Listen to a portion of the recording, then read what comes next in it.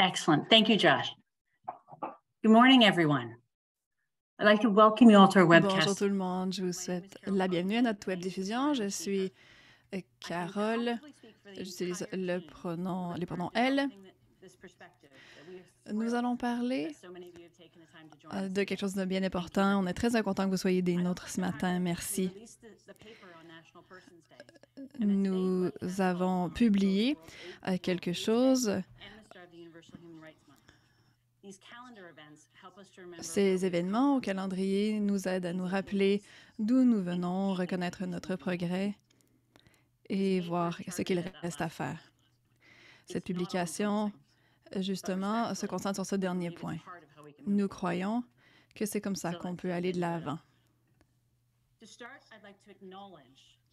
J'aimerais tout d'abord reconnaître que nos bureaux se trouvent sur les territoires traditionnels, des territoires non cédés faisant partie de l'île de la Tortue, sur lesquels vivent et vivaient de nombreuses Premières Nations, Métis et Inuits. Nous reconnaissons que les propriétaires traditionnels des terres sur lesquelles se trouvent nos bureaux au Chili, et nous témoignons de respect à ces propriétaires passés, présents et futurs.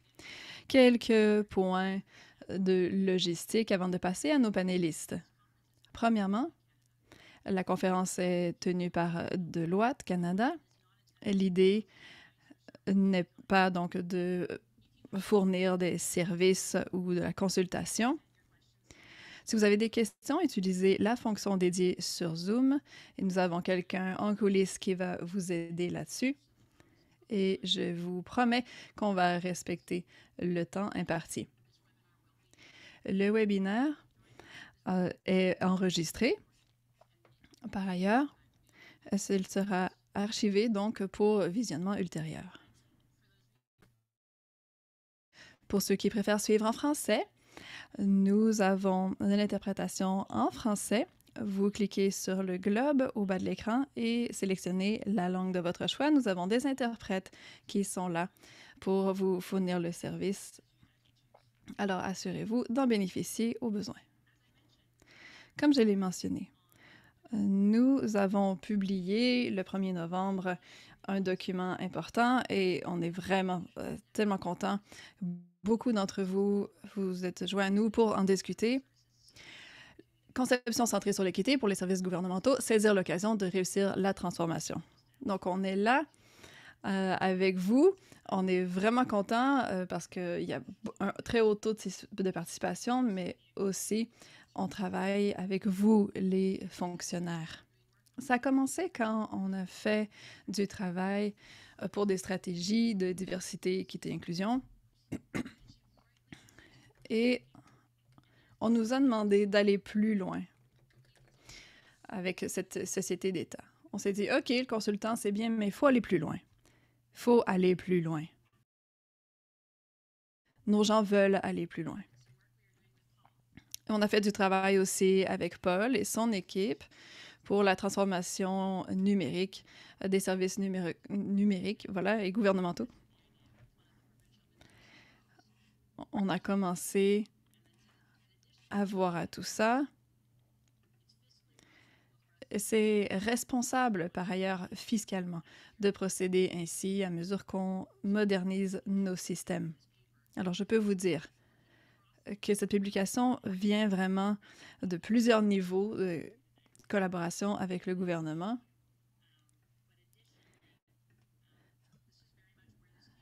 C'est vraiment ça l'idée ici.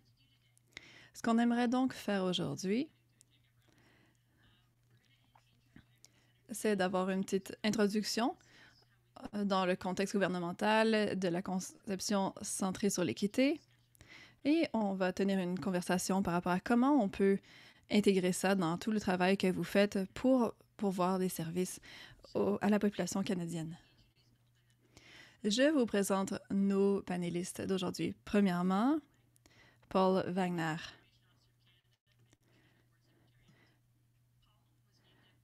Paul a été administrateur en chef adjoint de l'Information du Canada depuis le 5 octobre. Il continue de diriger l'équipe stratégie et transformation au sein du bureau du dirigeant principal de l'Information du Canada. Il assume des responsabilités liées à la gestion de la stratégie et de la planification horizontale pour le portefeuille numérique du gouvernement du Canada. Et Paul apporte à la table 3 décennies d'expérience dans les secteurs privés et publics en matière de technologie de l'information et de technologie numérique. Il a occupé le poste de dirigeant principal de l'information pour Justice Canada, Bibliothèque et Archives Canada et le Conseil national de recherche du Canada. Il a supervisé des opérations et des innovations dans les domaines de la prestation de services numériques, des technologies de l'information, de la gestion de l'information et des données, de la gestion de partenariats. Paul est titulaire d'un baccalauréat avec spécialisation en économie, de l'Université McGill et aussi d'un MBA. Avec nous, on a aussi Sarah Reid Morris. Elle dirige la pratique innovation et stratégie client de Deloitte. Elle apporte une expertise des méthodes ethnographiques, de la perspective stratégique et de la conception inclusive de produits et de services. Elle aide les clients à imaginer, concevoir et fournir et adapter des produits et des expériences qui concilient ce qui est souhaitable avec ce qui est pratique. Avant de travailler chez Deloitte, Sarah a travaillé à la Commission des valeurs mobilières de l'Ontario. Elle a un doctorat en sociologie à l'Université de Toronto et a effectué un postdoc à Rutgers School of Management. Et finalement, moi-même, je suis Carole. Je sers des clients et je suis engagée à favoriser des transformations réelles, concrètes et positives dans les systèmes. J'ai plus de 25 ans d'expérience et me concentre sur l'intégration de changements comportementaux systémiques au niveau organisationnel. J'ai beaucoup d'enthousiasme par rapport à ce qu'on peut faire pour la population canadienne. Alors, passons aux questions. Alors, dans notre préparation d'aujourd'hui, on s'est mis d'accord de discuter de certaines choses. C'est un sujet qui n'est pas entièrement préparé. On n'a pas toutes les réponses. Donc, c'est l'occasion d'être à la table avec nous et de partager avec nous vos perspectives. Alors, Sarah, premièrement, aidez-nous à comprendre davantage la conception centrée sur l'équité et sur l'humain. On sait que les transformations doivent être centrées sur l'humain pour être réussies, mais qu'est-ce que ça veut dire? Oui, merci Carol, merci Paul. Très heureuse d'être des vôtres. Il y a beaucoup d'appétit par rapport à cet enjeu critique et c'est fantastique de voir ça. Donc, merci beaucoup de prendre le temps, en ce bon jeudi, d'être des nôtres. Alors, la conception centrée sur l'équité. C'est une pratique qui vise à inclure des communautés marginalisées ou historiquement mal desservies. L'idée, c'est donc d'aligner leurs priorités pour façonner la solution qui va aller justement cibler l'inégalité. Donc, c'est l'idée. Les gens qui ont vécu sont dans la meilleure posture pour nous dire qu'est-ce que c'est qu'une bonne conception et comment aussi la rendre pratique. On cherche aussi à limiter les biais et les préjugés parce que beaucoup de communautés ont été justement négligées. Donc, les systèmes opèrent exactement de la façon dont on les crée.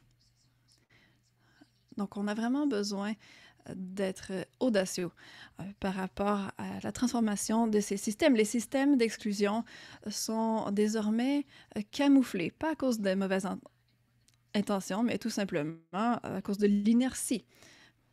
Donc, on a besoin d'aller chercher ça pour voir pourquoi.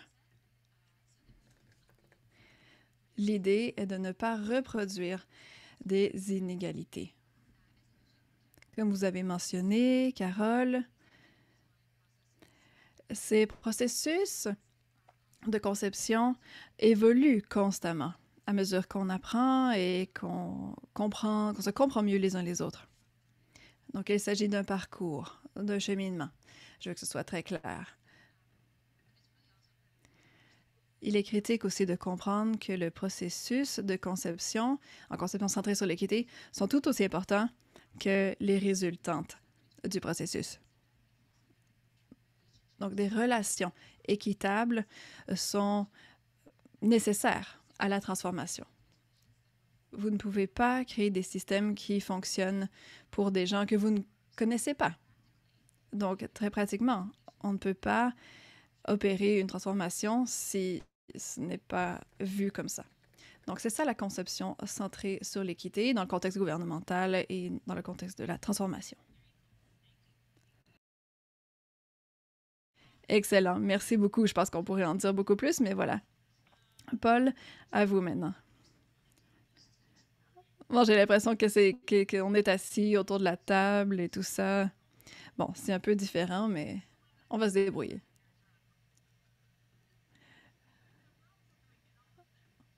Oui. Alors, vous avez fait ce cheminement avec nous depuis plusieurs mois. Il y aura beaucoup d'années à venir là-dessus.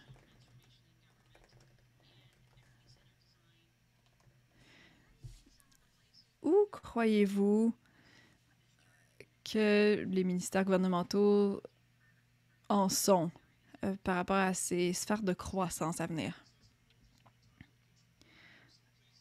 Oui, il y a des gens qui nous ont envoyé des réactions avec les émoticônes quand on a parlé de petites fêtes autour de la table. Alors, c'est super, continuez d'interagir comme ça à mesure. Et vous aurez l'occasion, bien sûr, de poser vos questions tout à l'heure. Super, je vois des pouces en l'air, excellent. Donc, c'est un bon exemple. Donc, justement, les pouces en l'air autrefois étaient tous beiges et maintenant on a plusieurs couleurs. Ça fait partie de la conception centrée sur l'équité. Alors, lorsque Carole a parlé de ça au début, j'ai imprimé le rapport et je pense que l'une des choses, je vais parler du gouvernement dans un instant, mais je pense que ça nous amène au bon niveau. Avant, on se disait que, bon, à mesure que les humains utilisent la technologie, on se disait, bon, quand on clique ici, est-ce que ça fait ce que c'est supposé être? Quand on remplit le formulaire, est-ce que ça fonctionne bien? Est-ce que ça fonctionne à la fois sur mobile, sur ordinateur, sur différents systèmes d'exploitation? Donc ça, c'était la question auparavant. Ce que j'aime du numérique et ce que ça veut dire, c'est une bonne itération d'un cheval de Troie. Le numérique, ça nous permet de décortiquer les choses, des services, des technologies, des politiques. Donc, toutes sortes d'aspects qui existent depuis des décennies, voire des siècles. Et on a des modèles mentaux qui ont façonné la prestation de services jusqu'à aujourd'hui. Le numérique, ça nous permet de transformer certaines de ces choses. Bon, je vais revenir sur le mot transformation d'ailleurs, parce que ce n'est pas mon préféré, mais voilà. La technologie, ici, l'idée, c'est est-ce que ça remplit vraiment le besoin? C'est là, je pense, la question. Donc, la façon dont on rend nos services aux Canadiens, justement, au mois d'août, on s'est penché particulièrement là-dessus, mais il y a quelques points clés. Donc, quand on pense à ça revient à établir et à maintenir la confiance envers le gouvernement. Et ça a trait à la prestation de service. Oui, il y a le nuage, tout ça, tout autour de technologie, mais l'idée, c'est vraiment un service. Donc, ici, on se dit que, bon, un gouvernement crée les conditions pour que ses citoyens lui fassent confiance. Et quand on parle de citoyens, on parle ici de Canadiens, d'entreprises canadiennes et tous ceux qui veulent venir aussi s'installer au Canada. Donc, quand on parle de conception centrée sur l'équité, les nouveaux arrivants, certains d'entre eux qui nous viennent de pays en guerre, ou ils sont parmi les populations les plus vulnérables sur la planète, on doit se demander à quoi ressemble le service pour eux. On établit justement cette stratégie et quelqu'un a dit, le gouvernement peut susciter la confiance, il doit permettre aux gens de lui faire confiance pour qu'ils puissent mener leurs activités en se sentant en sécurité. Et ça, c'est vraiment important pour aujourd'hui. À mesure qu'on conçoit les services, et on va y revenir plus tard, il y a vraiment ce type de pensée qu'on doit appliquer. Le dialogue change et ça devient de plus en plus centré sur les services. Depuis qu'on a établi des normes numériques qui font partie de chaque nouvelle conception de service qui a une composante numérique, les ministères doivent adhérer à ces standards. Et ces standards et ces normes vont évoluer. Ça fait partie des questions et du va-et-vient. Et ça va façonner tout ça, voilà. Mais je peux vous dire que le travail qu'on fait ici pour élever le dialogue, c'est vraiment, vraiment important et j'ai hâte d'en parler davantage.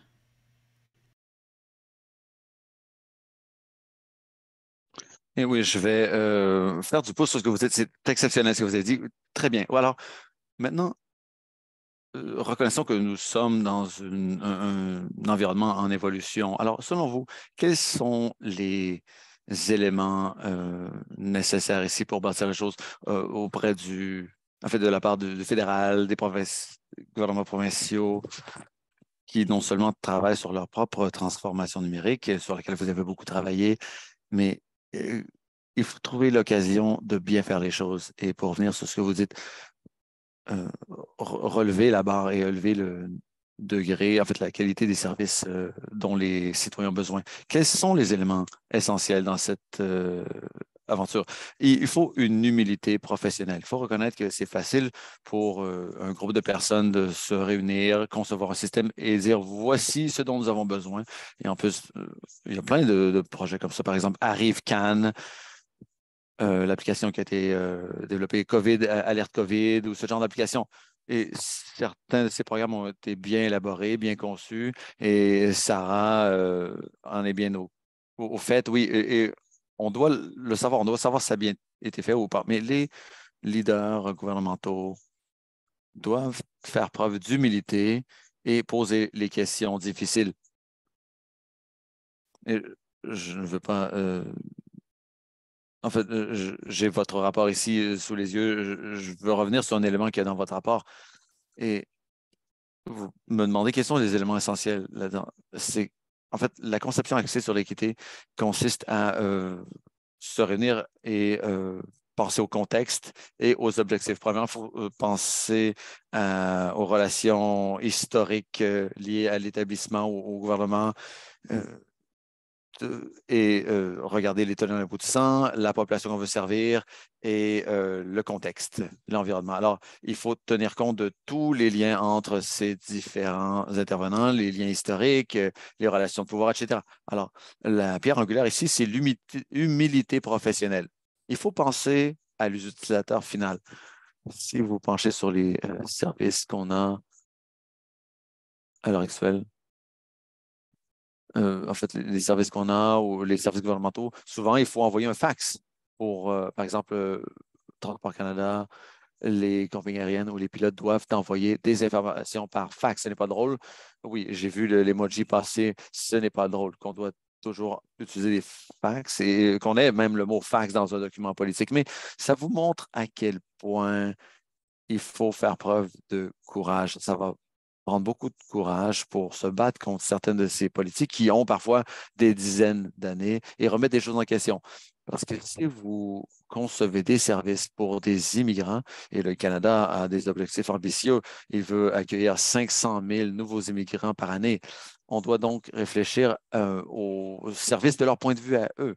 Ce sont des personnes vulnérables et ce serait facile de dire, voici la politique, voici les exigences de programme, les résultats attendus et bâtir un système qui répond à ce besoin. Et on est toujours concentré sur notre façon de créer des systèmes. Les systèmes correspondent aux politiques avec un haut degré de précision, oui, mais on ne s'est pas penché sur l'expérience de l'utilisateur.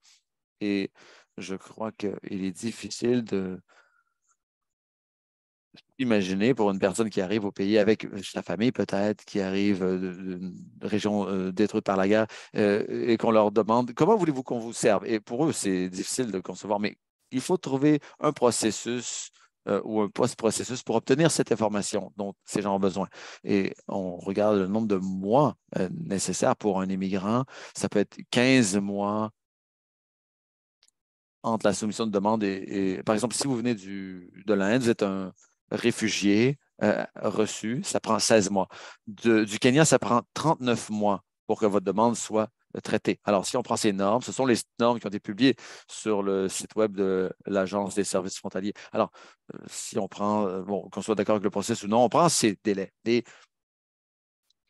Une personne qui vient immigrer au pays veut savoir, écoutez, j'ai envoyé ma demande, où est ma demande? À quelle étape suis-je? En suis-je avec ma demande? Et c'est ce qu'il veut savoir. Donc, c'est pourquoi il faut concevoir nos programmes avec les utilisateurs pour résoudre leurs problèmes. Parce que le processus de traitement des dossiers doit être réglé parce qu'il faut trouver un moyen d'accélérer le processus. Mais la première étape, c'est de s'assurer que les systèmes que nous avons, je ne parle pas des systèmes de TI, mais les processus, les normes de service que nous avons, qui sont en place, comment faire en sorte que ce soit des processus transparents à nos utilisateurs finaux, pour qu'ils sachent où ils se trouvent en fait, dans l'engrenage, dans les engrenages du système. Oui, très intéressant. Et je suis tout à fait d'accord. Ça prend beaucoup de courage d'examiner un système qui a des décennies ou plus et revenir à la base, changer de perspective complètement. Alors, Sarah, je vais vous amener à table parce que j'ai l'impression que vous avez hâte de contribuer.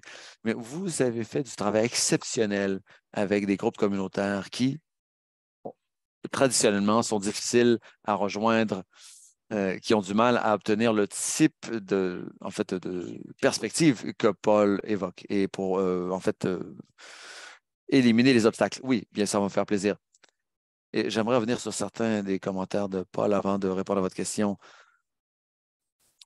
Par exemple, l'exemple de l'Agence des services frontaliers du Canada, j'aime cet exemple. Et Deloitte a été très impliqué dans les services de cette agence. Et il y a en fait, on doit savoir qu'on conçoit les choses pour.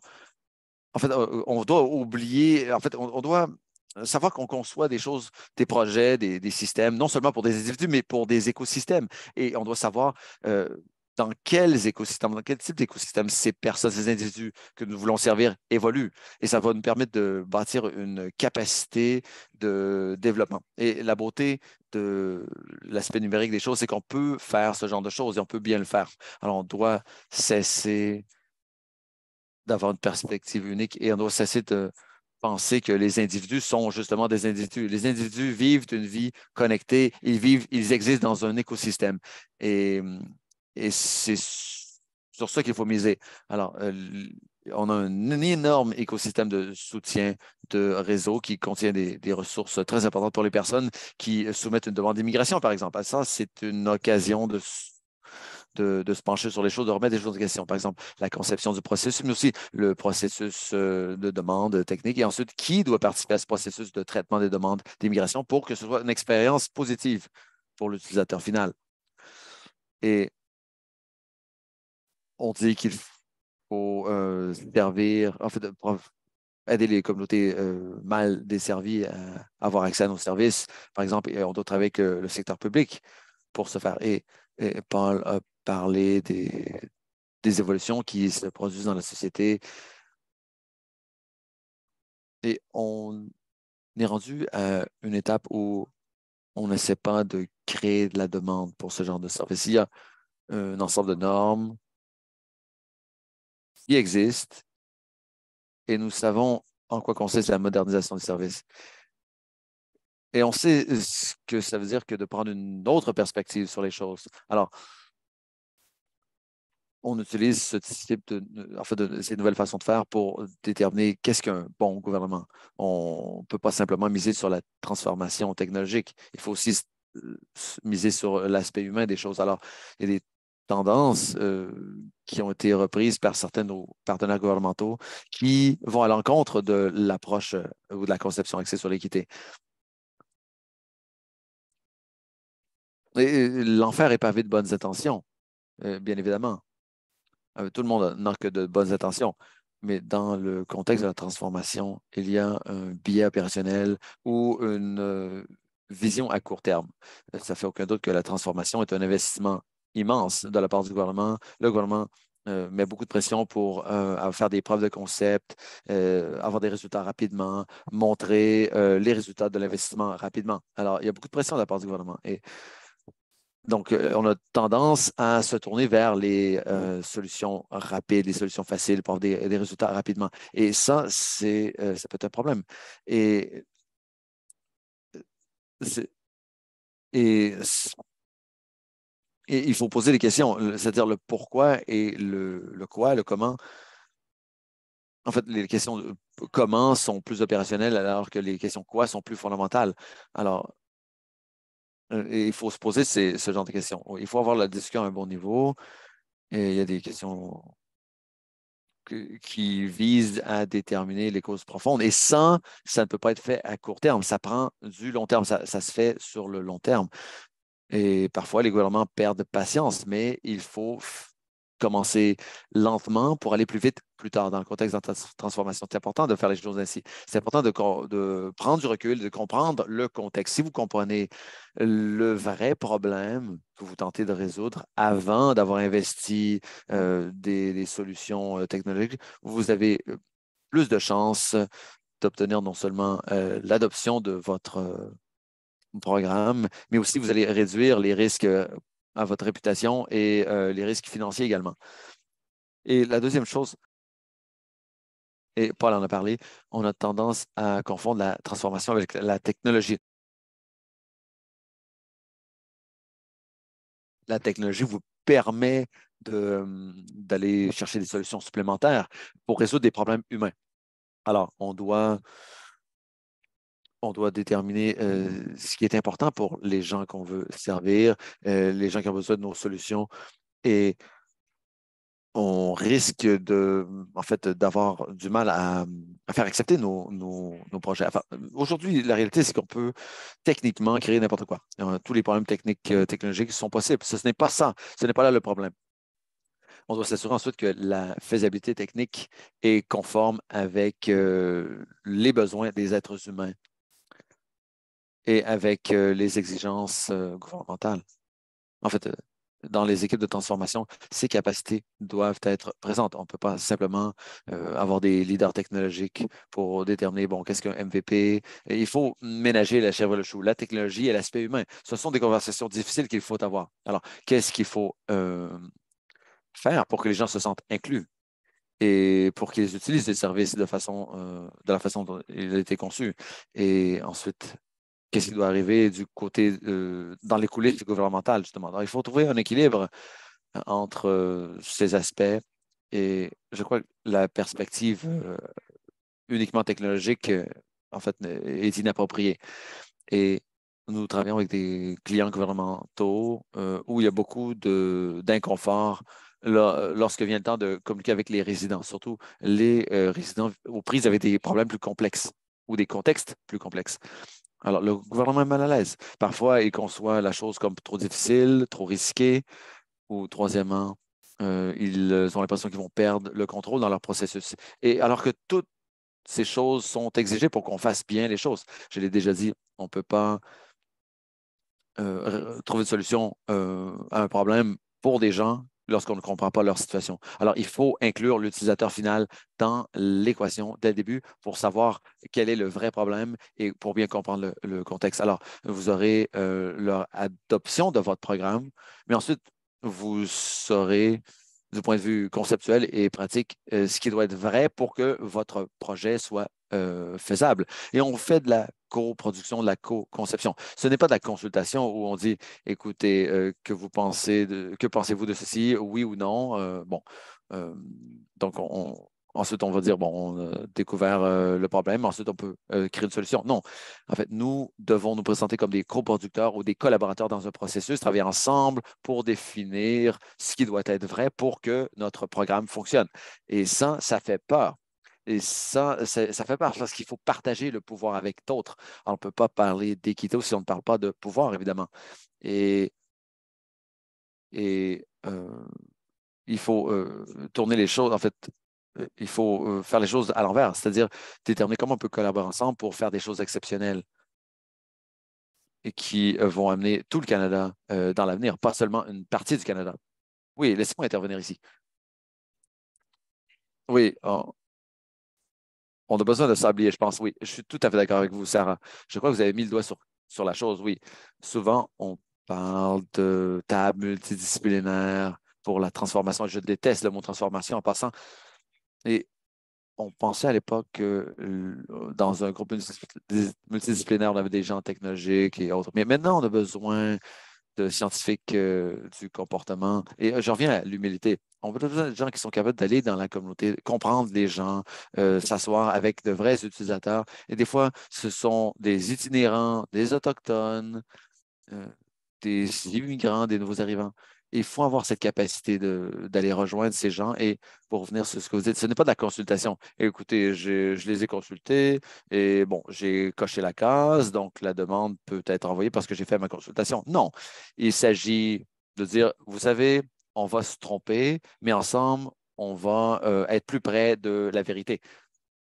Et ça doit être une évolution. Voici pourquoi je déteste la transformation. Pour moi, la transformation signifie qu'on on a, on a oublié quelque chose, ignoré quelque chose depuis si longtemps qu'on doit maintenant transformer cette chose plutôt que la faire évoluer. Alors, prenez l'exemple de quelqu'un à Ottawa, par exemple. euh, Tout le monde devait réagir à la pandémie. Donc, il y a en fait une ville qui s'appelle Next, ici, à l'extérieur d'Ottawa, et une entreprise qui s'appelle Next, oui. Une entreprise communautaire, un grand restaurant. Je connais le chef depuis longtemps. Le restaurant a fermé pendant la pandémie, évidemment. Et il cherchait des façons de faire évoluer son modèle d'affaires, on va dire ainsi. On parlait de ça en buvant du vin, oui.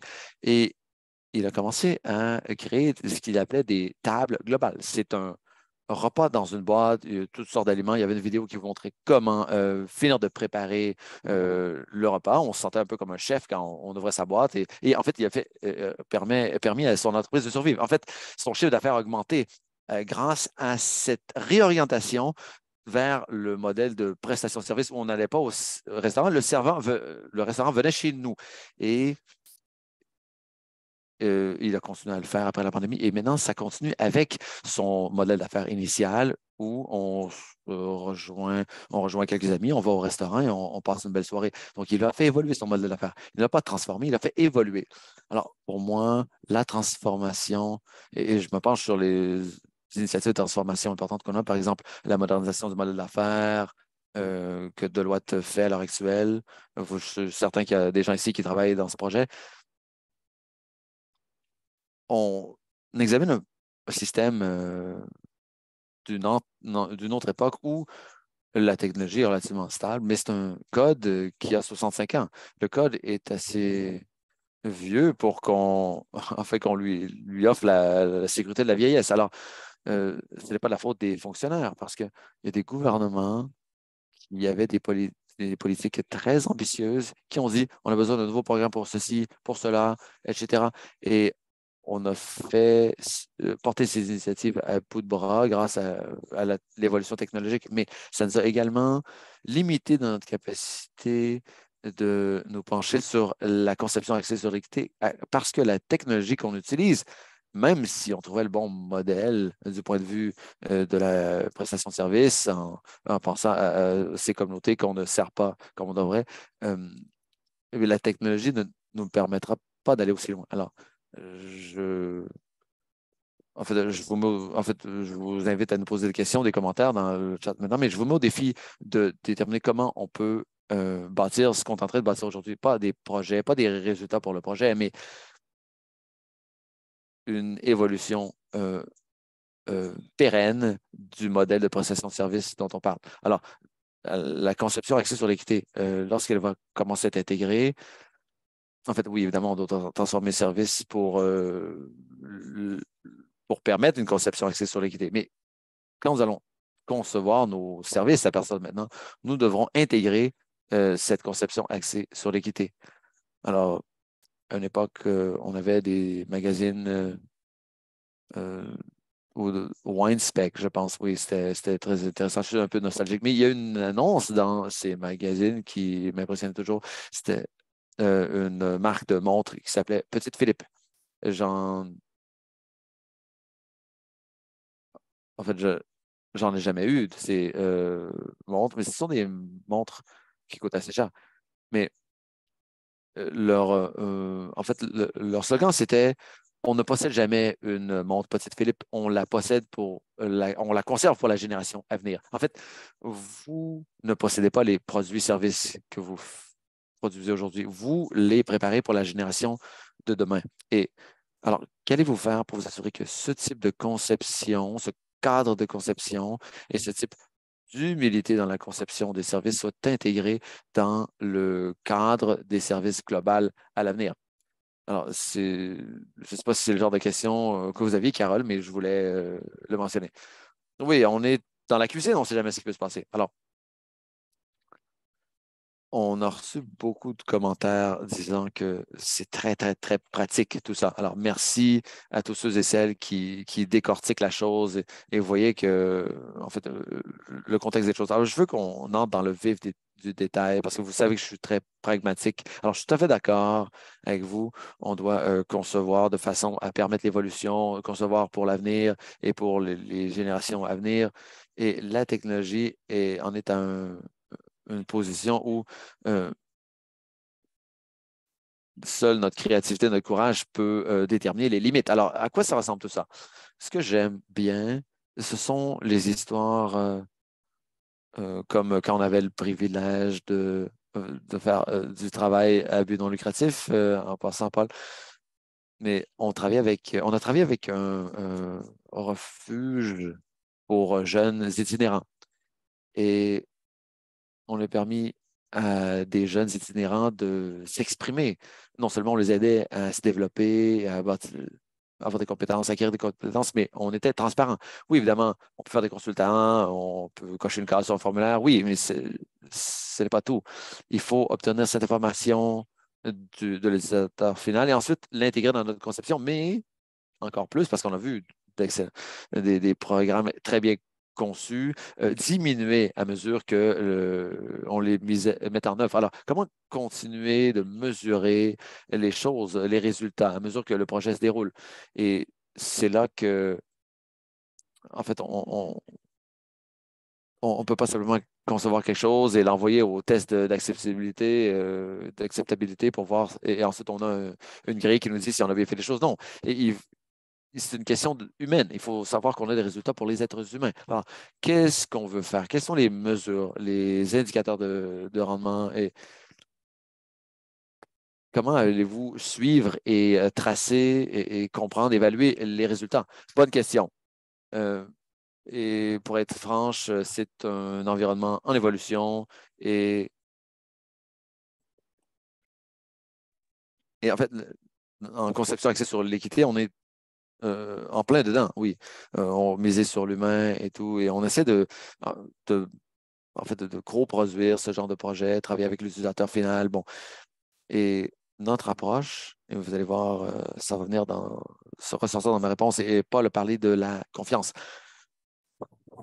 Surtout du point de vue des personnes qui ont été complètement oubliées par les conceptions de projets, de programmes historiquement. Alors, il y a une question de confiance. Qu'est-ce que ça veut dire que de travailler dans ce type de contexte? Et une bonne part de ce qu'on fait, et Carole, vous avez donné un exemple.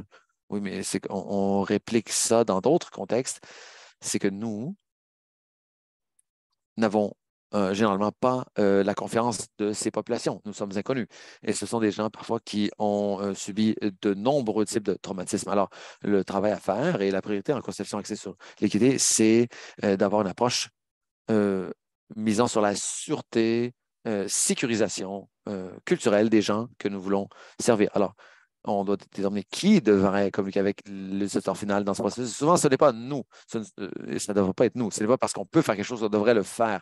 Et encore une fois, je parlais des écosystèmes, les écosystèmes dans lesquels les communautés existent sont importants. Et il faut utiliser euh, en fait, nos connaissances de ces écosystèmes, aller chercher des intervenants de ces écosystèmes qui, eux, pourront agir comme courroie de transmission entre nous et l'utilisateur final et dans ce processus de consultation, entre guillemets. Alors, c'est une des façons dont on le fait. Oui, encore une fois, il faut laisser le contrôle à d'autres, déterminer comment faire les choses ensemble, pas essayer d'être parfait.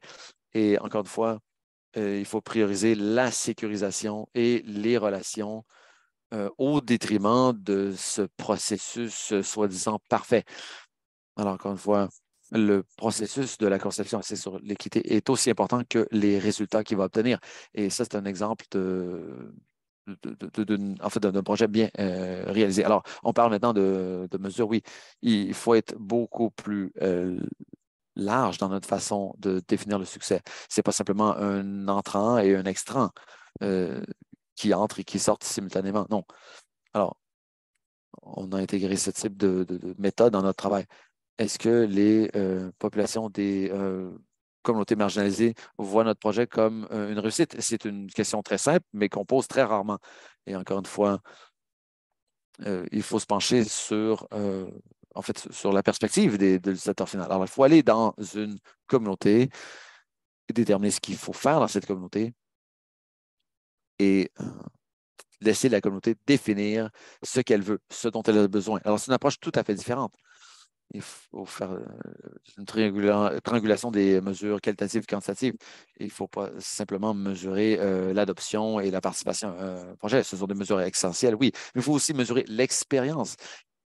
Qu'est-ce que les utilisateurs ont vécu dans notre programme? Ce sont des choses qui ne sont pas facilement quantifiables parfois. Et aussi, il faut miser sur la création de capacité. Est-ce que les utilisateurs finaux ont eu plus de pouvoir grâce à votre programme? Alors, c'est une question qu'il faut poser dans ce contexte. Ensuite, il faut être critique. Alors, il faut intégrer ces points de réflexion dans notre processus d'évaluation de nos projets pour croître avec le temps, pour nous améliorer. Alors,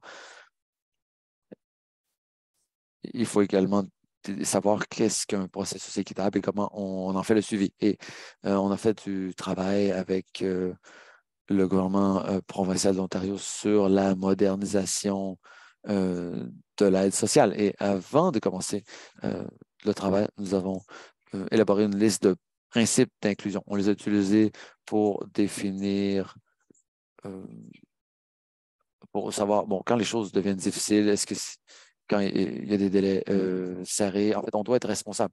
Et on a discuté de ces enjeux avec le client. Alors, avons-nous une représentation diverse de voix? Sinon, eh bien, on ne va pas de l'avant avec le projet. Est-ce que, la recherche sur le projet de préparation inclut l'opinion des participants? Sinon, bien, on n'est pas prêt à commencer.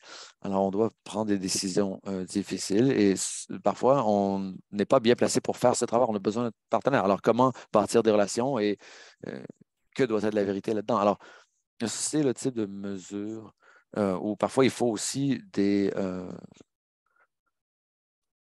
mesures ou des jalons bien établis ou également euh, un processus de surveillance de nos activités, de notre projet.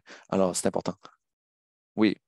Et oui, il faut avoir des garde-fous, oui, justement, pour s'assurer qu'on ne s'écarte pas de la voie. Oui, bon, il y a les services, tous les services sont fournis parfois à des entreprises canadiennes, des citoyens, ou à une personne qui est un immigrant qui veut. Alors, on prend des décisions grâce à la technologie, ce qui est merveilleux, mais en bout de ligne, et pour bon nombre de communautés marginalisées, c'est un service d'humain à humain. Et souvent, quand on pense à la conception de services, souvent, il y a des intermédiaires entre l'utilisateur et le service. Par exemple, EDSC, c'est un excellent exemple. C'est un intermédiaire, ils offrent beaucoup de services et ils conçoivent des programmes pour les populations vulnérables au Canada, les Asiatiques, les itinérants, les personnes sous-employées. Alors, pour eux, à EDSC, c'est leur point de mire. Et ensuite, euh, pensons à l'intermédiaire dans un service, l'agent du centre d'appel, et pensons à ce que cette personne doit faire pour fournir un service. Mais dans d'autres cas, les intermédiaires sont des associés communautaires. Alors, on parlait euh, d'une façon de faire en sorte que les itinérants utilisent des services en ligne. Ils n'ont pas de téléphone cellulaire, mais ils ont confiance en certaines choses. Ils savent qu'ils ont besoin de services gouvernementaux. Les itinérants qui n'ont pas de téléphone intelligent, peut-être qu'ils font confiance ou non aux services gouvernementaux, mais il y a un écosystème de confiance dans de nombreuses communautés mal servies grâce à ces associations communautaires. Alors, quand on pense à ce type de groupe dans notre conception de service, on doit se mettre de leur côté, de leur point de vue. Alors, comment ça fonctionne pour eux? Alors, c'est très intéressant pour moi de penser que souvent on pense à l'individu, à la personne qui a accès à la technologie. Bon, ils ont Wi-Fi, ils ont des ordinateurs, etc. Oui, on est quelques-uns à avoir ça, mais on ne peut pas concevoir des services seulement pour les personnes qui ont accès à cette technologie. Et l'autre chose qu'on doit faire, en fait, dans le gouvernement, le système de Westminster, nous avons des mandats très verticaux. Ce n'est pas comme ça que les services sont consommés. Ce n'est pas comme ça que les services devraient être conçus. Et ce qu'on commence à voir, euh, sans mettre de côté le service de Westminster, il faut décomposer les paradigmes de services qu'on a eu traditionnellement et il y a une situation cet été, par exemple, où il y avait plusieurs ministères qui contribuaient en fait, à la production de passeports. Le ministre essayait de comprendre l'expérience vécue par les Canadiens qui demandaient un passeport. Alors, on a du travail à faire au gouvernement, bon nombre de gouvernements ont la même chose à faire, et il faut passer de la politique au service. Au lieu de se concentrer sur les procédures politiques, il faut se concentrer sur les services. Et ça prend des générations pour bâtir cette confiance est bâtie grâce au travail qui est fait par le gouvernement. Et souvent, ça prend des années, des fois 10 ans à faire ce chemin. Mais on doit miser davantage sur les services. On ne peut pas oublier les programmes, les politiques. Selon moi, l'aspect de la confiance envers notre prestation de service est axé sur les bonnes politiques, les bons programmes en place. Les gouvernements changent, les programmes changent, évidemment, mais on doit être en mesure de réagir aux changements dans le monde de la COVID, l'inflation, euh, les conflits militaires ailleurs dans le monde. Et on doit être capable d'ajuster nos programmes, mais toujours maintenir un niveau de service et d'accès aux services pour les Canadiens auxquels s'attendent les Canadiens. Euh, je- Deloitte, Deloitte a fait un sondage sur le niveau de service du gouvernement du Canada. En fait, le niveau de service au Canada, le gouvernement du Canada était dans les meilleurs fournisseurs de services selon ce sondage.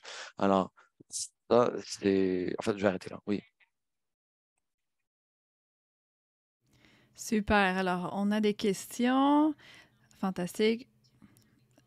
Si on ne peut pas y répondre, on va incorporer des réponses d'une manière ou d'une autre. Je ne sais pas trop comment, mais d'une manière ou d'une autre. Voilà.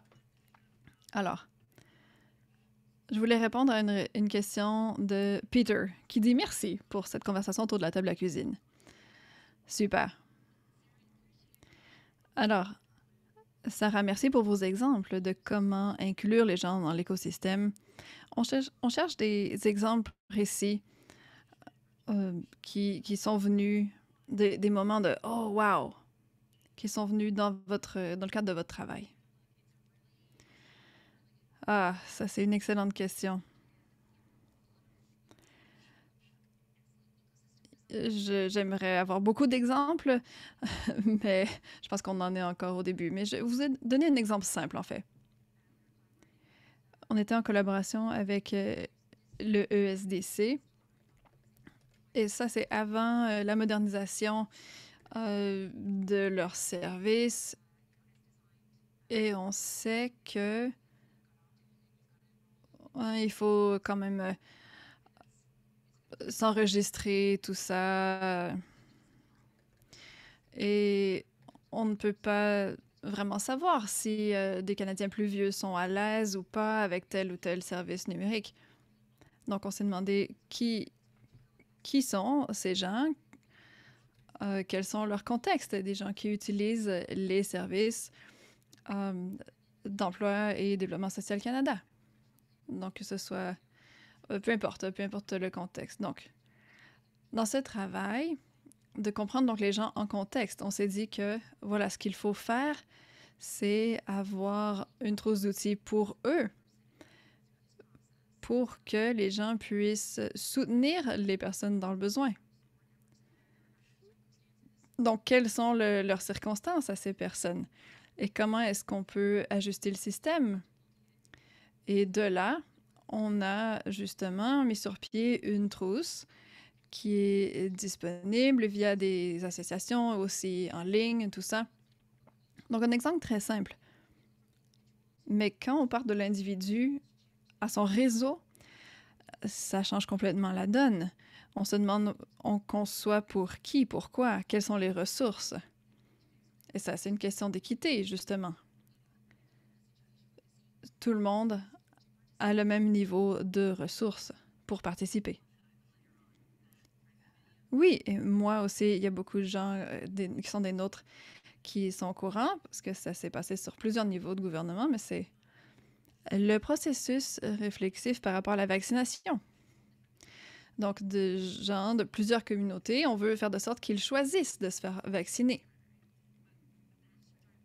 La plupart des Canadiens ont choisi de se faire vacciner. Et ce qui s'est passé au niveau municipal, provincial, fédéral, pour moi, c'était palpable, justement. Parce qu'on avait besoin que les gens fassent un choix. Alors, il me reste encore une question. La question, donc. On apprécie vraiment en passant le temps ensemble, mais voilà. Les communautés affectées, comment sont-elles consultées et comment prennent-elles un rôle de leadership? Donc, on passe d'être consulté, et comme Paul disait, éviter la chambre d'écho.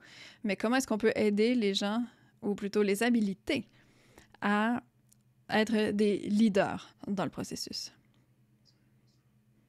Sarah, vous voulez commencer? Non, allez-y, Paul. Ah, oh, désolé, je pense que ma connexion ne fonctionnait pas, mais allez-y, allez-y. Alors, on commence à faire ça avec plusieurs services. On parlait d'exemples, Carole. Il faut faire attention avec certaines communautés. Bien évidemment, plusieurs se disent vous venez me demander comment concevoir des services? Wow, OK. Moi, c'est beaucoup. Wow. Mais si on est un bon gouvernement, on va le faire 100 fois ou 200 fois. Donc, allez voir les gens et dire qu'est-ce que vous pensez de ci? Qu'est-ce que vous pensez de cela? L'idée est de créer une relation à long terme avec les communautés. Et je dirais que c'était notre plus grand effort avec les Autochtones, justement. On a des relations robustes.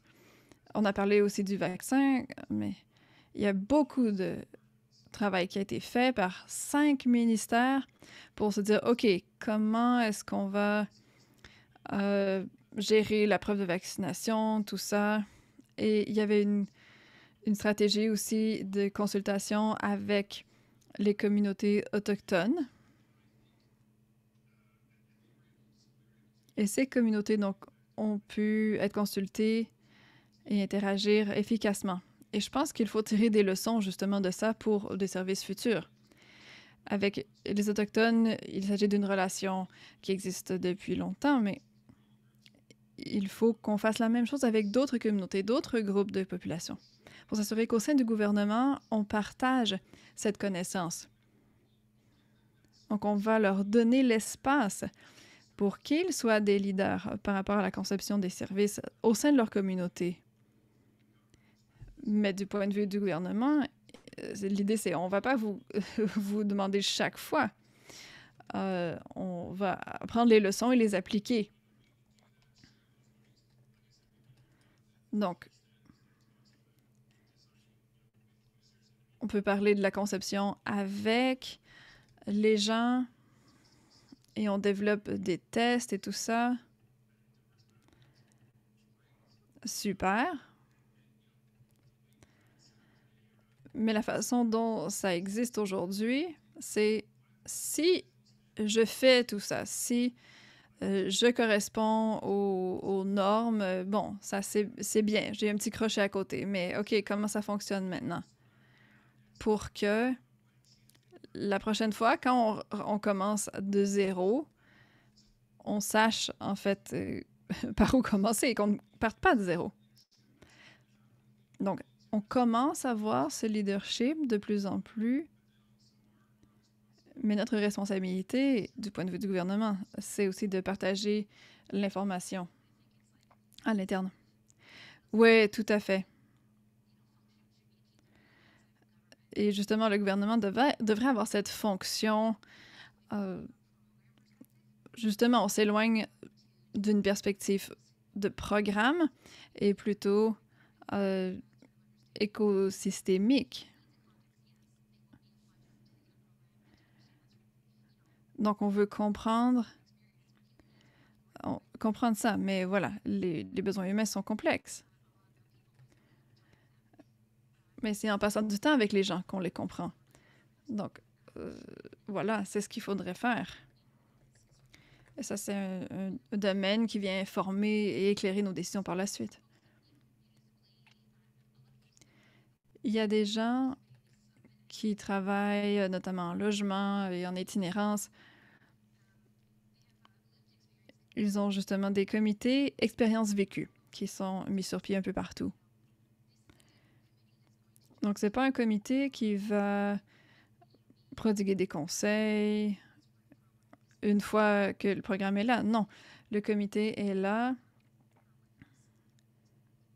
pour faire les choses avec nous. L'interprète s'excuse, nous avons perdu la connexion.